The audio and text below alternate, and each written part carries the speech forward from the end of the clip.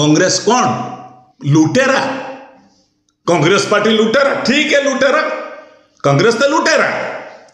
जदि लुटेरा आउटसोर्सिंग आज कौन पाई ओडिशा रे अपॉइंटमेंट है ना नरेंद्र मोदी कहतु आउटसोर्सिंग रे बोर्ड कहीं ना कहतु 26,000 टंका सर्वनिम्न मजूरी पदे 12,000 पाउछन कहीं कहतु ताले हिंदू मुसलमान दंगा करुच किए कहतु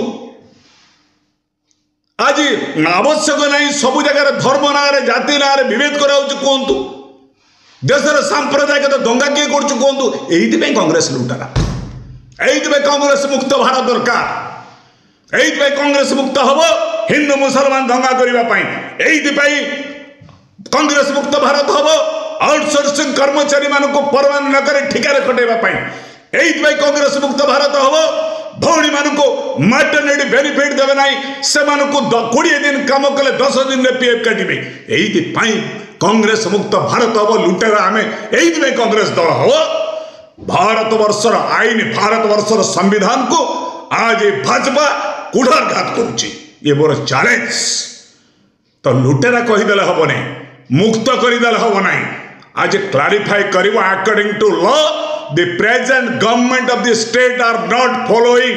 I am asking this question to the minister Suresh Pujari ji. I am asking the question to the law minister Prithviraj Harichandan ji. I am asking this question direct to this dynamic ministers. कौन मैंने प्रमाण कर